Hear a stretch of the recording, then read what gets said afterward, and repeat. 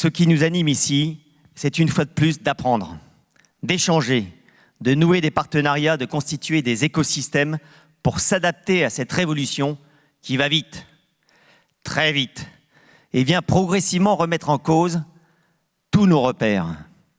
En effet, il y a à peine 2 ou 3 ans, les débats relevaient plus de la prospective, avec des réflexions qui pouvaient même tenir de la prophétie.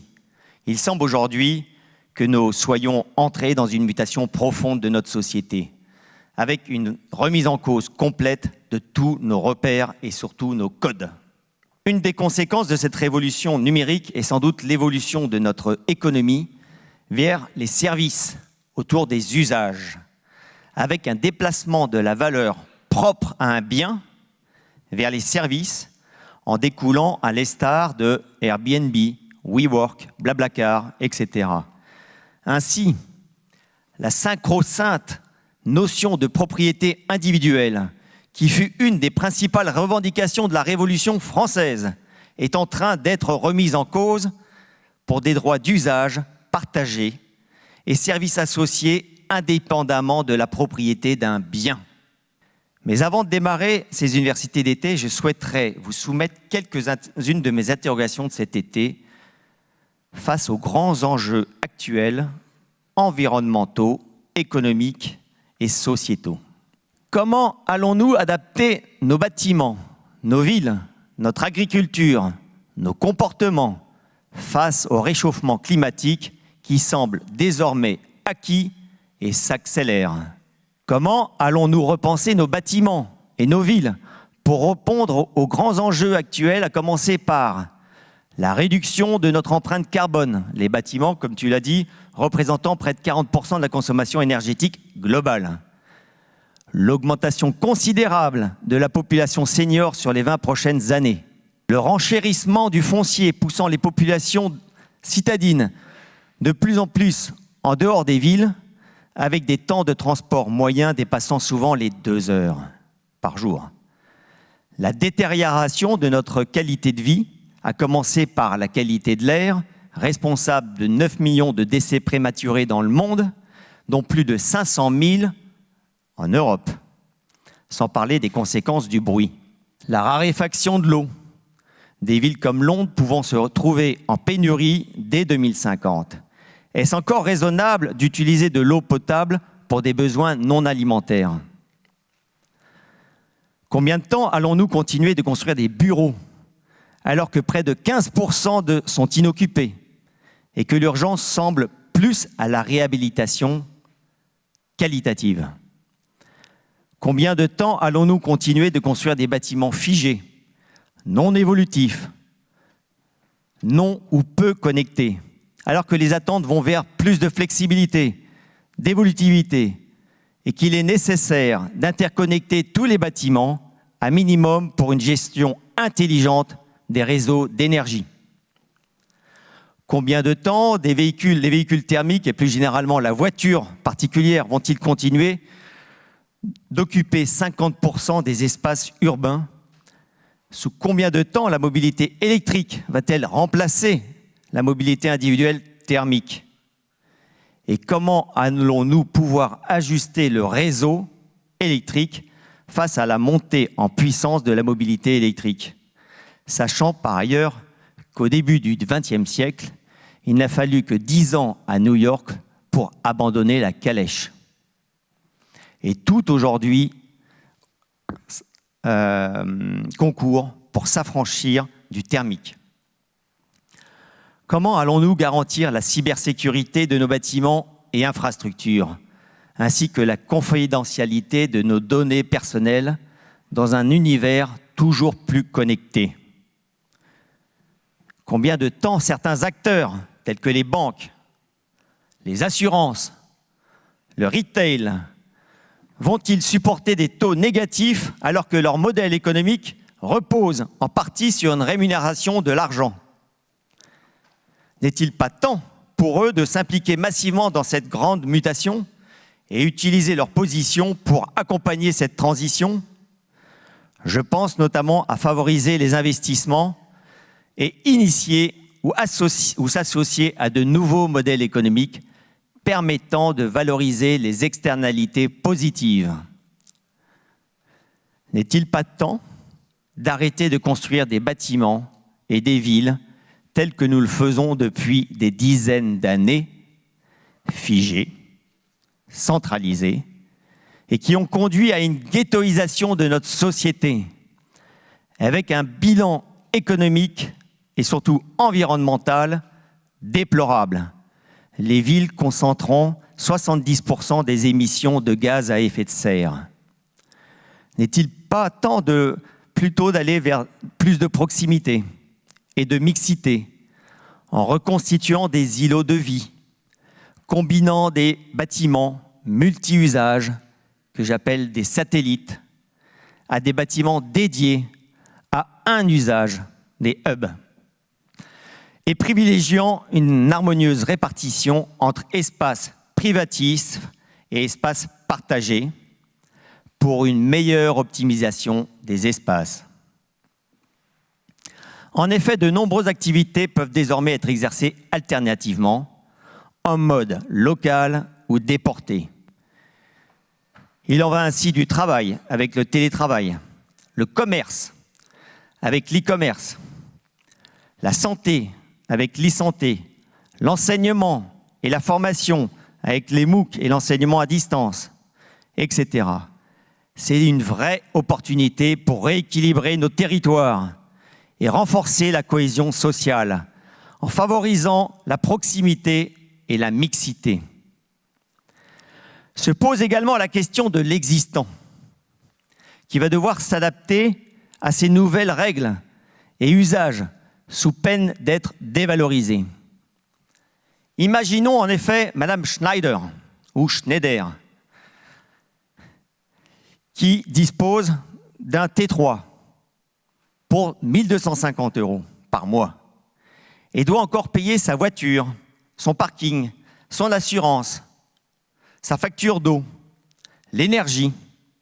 À qui l'on offrirait un forfait de 1 250 € pour un T2 et 250 mètres carrés d'espace partagé, avec, en plus, 1 heure de mobilité par jour, l'assurance, l'énergie, l'eau. Le choix sera vite vu. Ce n'est peut-être pas pour demain, mais il est clair que des acteurs comme les GAFA, les BATX et autres travaillent actuellement sur des modèles de ce style, d'où leur intérêt manifeste pour la mobilité et les bâtiments.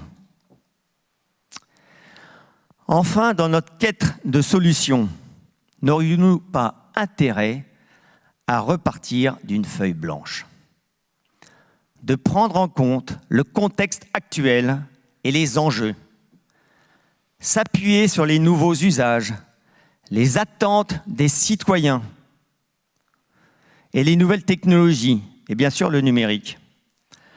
Nous sommes de plus en plus conscients que le bâtiment, la mobilité et la ville de demain n'auront rien à voir avec ce qui existe aujourd'hui.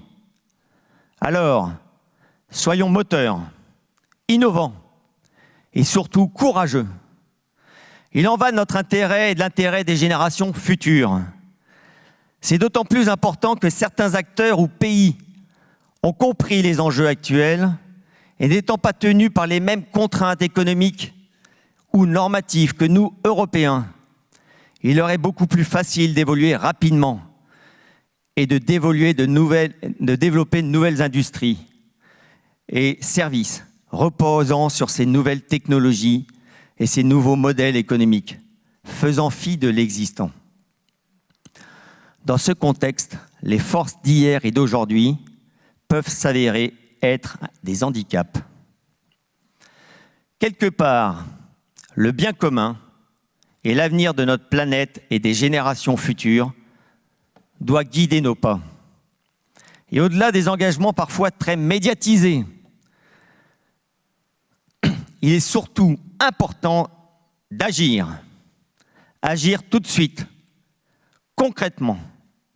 C'est l'objectif de ces universités d'été, en favorisant l'échange de connaissances et la mise en relation pour contribuer à bâtir les écosystèmes qui vont porter cette transition.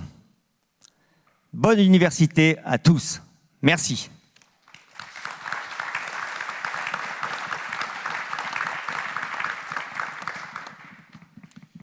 Hier soir, nous avons eu un dîner rue des Bouchers. Et comme d'habitude, beaucoup d'entre vous m'ont posé la question de savoir, à l'heure en Belgique, vous avez un gouvernement ? Alors la réponse est toujours un peu difficile parce qu'on a 6 gouvernements potentiels. Et donc la réponse est extrêmement compliquée. Et j'essaie d'expliquer alors les arcanes un peu institutionnels belges.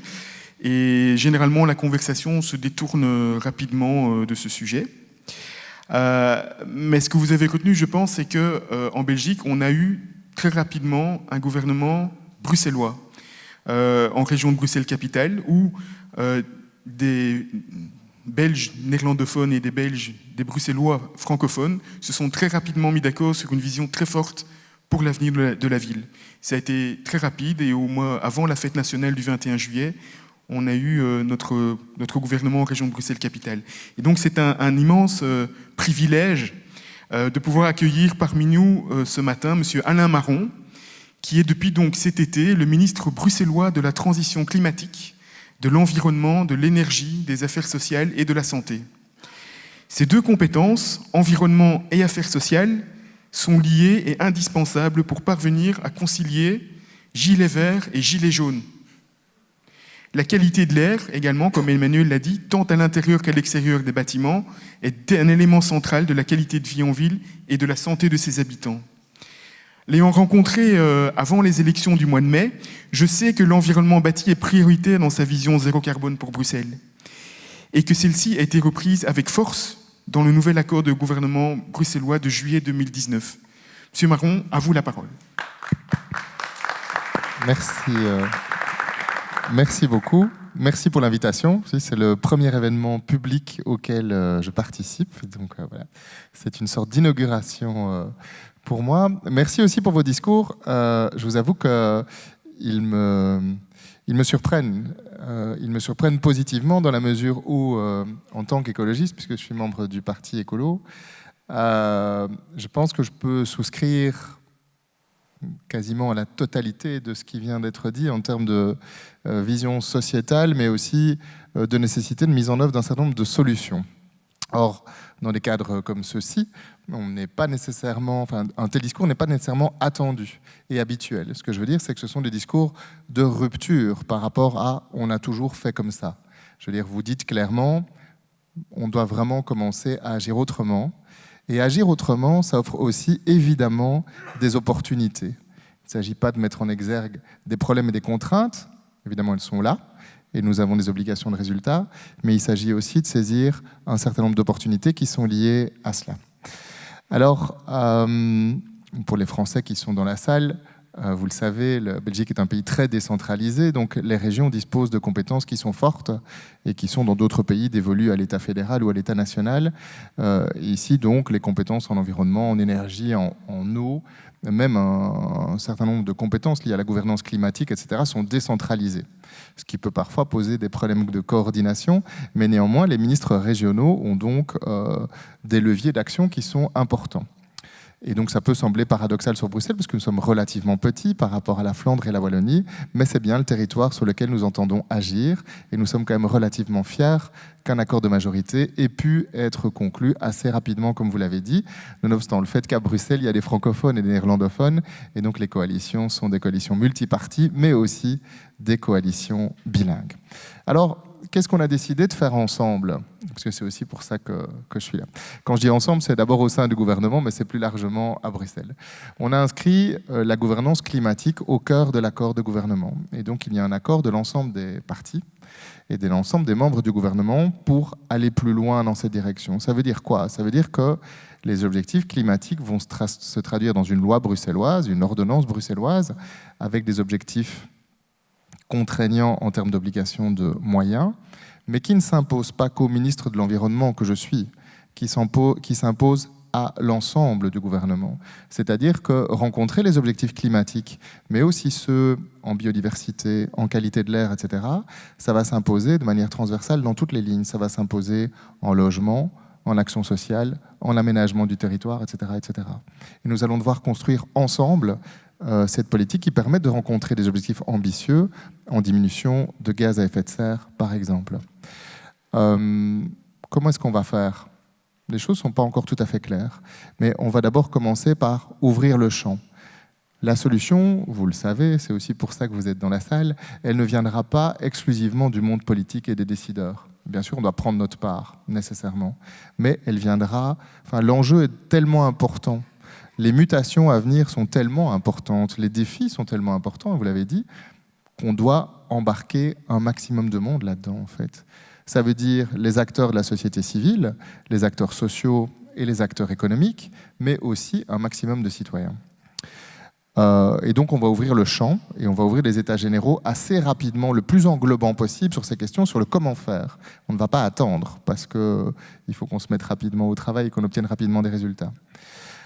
On va le faire aussi au regard du Parlement, c'est-à-dire que tous les ans, nous devrons rendre compte au Parlement des avancées au regard de nos objectifs de gouvernance climatique et de gouvernance environnementale générale. Et un débat public pourra s'en suivre. Nous devrons donc faire de la reddition de comptes de manière annuelle par rapport à ça. Et puis on va discuter aussi avec les autres régions et l'État fédéral, du reste quand ils auront des gouvernements, parce qu'eux ne les ont pas encore. Et donc je me réjouis qu'ils en aient rapidement. Et on va discuter ensemble pour faire ça ensemble, parce qu'évidemment Bruxelles n'est pas une île. Alors on ne part pas de rien à Bruxelles, heureusement. Il y a déjà un certain nombre de choses qui ont été faites. Il y a plus de 10 ans maintenant ont été mises en place, par exemple, les alliances emploi-environnement.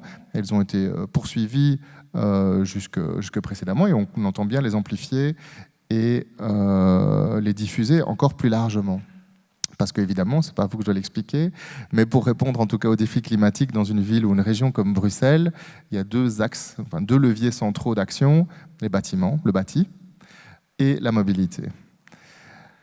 Sur le bâti, et vous l'avez évoqué également, on ne va pas pouvoir agir que sur le neuf. Sur le neuf, Bruxelles a été pionnière, il y a aussi 10 ans, avec des normes environnementales extrêmement strictes et des obligations de bâtiments passifs dans un certain nombre de conditions. Ça concerne donc le neuf. Mais on va devoir reconstruire la ville sur elle-même et accompagner les gens. Si on veut que drastiquement la consommation énergétique des bâtiments existants diminue, ça va nécessiter des investissements colossaux de la part de la population, autant que faire se peut, y compris via la mobilisation de sa propre épargne, de la part des pouvoirs publics, mais aussi dans le cadre de partenariats entre le public et le privé pour mobiliser via, par exemple, des systèmes de tiers investisseurs où des investisseurs privés investissent et se rémunèrent par la suite sur les économies d'énergie qui sont engendrées dans des bâtiments publics comme dans des bâtiments privés. L'ensemble de ces leviers, sans parler de fonds européens dont on espère qu'ils vont aussi arriver, puisque l'Europe s'est donné aussi des objectifs climatiques importants et la nouvelle Commission semble aller aussi dans cette direction. Donc on attend aussi des fonds européens, etc. Mais donc l'ensemble de ces leviers devront être activés. Mais ça ne suffira pas. Ce que je veux dire, c'est que le problème, il est financier, budgétaire. Il va falloir mobiliser des fonds et trouver partout les fonds et soutenir. Mais il est aussi dans les esprits et il est aussi très opérationnel. Et donc il faudra accompagner les pouvoirs publics qui veulent faire le pas, accompagner les entreprises qui veulent faire le pas, mais aussi accompagner les particuliers. Il ne suffit pas de dire « Ok, à l'horizon de 2030, on va devoir faire un diagnostic de votre maison et puis élaborer avec vous une stratégie pour améliorer la performance énergétique tous les 5 ans, parce que c'est ça qui va se passer, et c'est ça qu'on est obligé de faire. Mais il faudra accompagner les personnes, pas seulement les aider par des primes, des systèmes de primes simplifiés, etc. Faire un accompagnement quasiment social, pratiquement maison par maison, pour faire en sorte que ça se fasse de manière la plus efficace possible.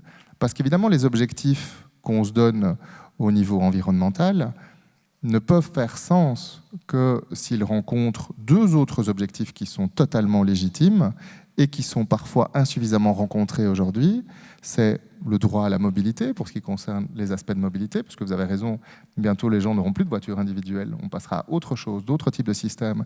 Mais par contre, il faudra que les personnes puissent rester mobiles et accéder à un droit à la mobilité via les transports publics ou d'autres types de modalités, mais aussi le droit au logement. Vous l'avez aussi évoqué, le fait qu'on a une certaine périurbanisation des espaces urbains parce que le prix du logement devient tellement important que les gens doivent partir.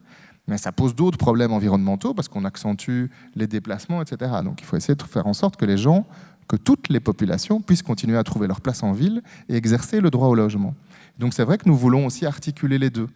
Que si on aide par exemple des propriétaires privés à rénover leurs biens et à isoler leurs biens, et que les pouvoirs publics investissent dans ces bâtiments privés, en échange, on puisse obtenir de la régulation du marché locatif. Et que donc le propriétaire bailleur qui bénéficie d'une aide de l'État, de l'aide de la région pour le moment, soit contraint en échange à respecter par exemple des grilles de loyer. Donc ayons bien en tête que tous ces objectifs doivent être vus de manière concomitante et ensemble. Moi je suis aussi ministre de l'Action sociale et de la Santé, pas seulement ministre de l'Environnement, même si je suis écologiste, évidemment tout ça me tient énormément à cœur, mais les progressions environnementales ne peuvent se faire sur un désert économique ou un désert social. Ce n'est absolument pas l'objectif que nous nous donnons. C'est aussi pour ça que je suis particulièrement heureux de participer à l'introduction d'une journée comme celle-ci et que je vous remercie encore pour votre invitation.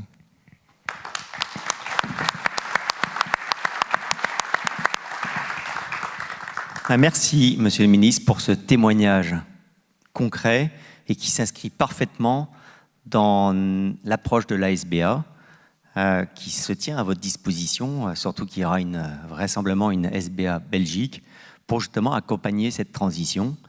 Et j'irais même, vous verrez, là, dans le programme, il y a aussi aujourd'hui le lancement d'une fondation, MAGE, dont la vocation est là, cette fois-ci, justement, d'avoir cette approche systémique ou d'initier cette approche systémique et globale et d'accompagner tous les acteurs, à commencer par le citoyen. Parce que vous avez raison, sans une adhésion de tous les acteurs, et notamment du citoyen, on pourra faire ce qu'on voudra, mais ça ne marchera pas. Donc merci beaucoup.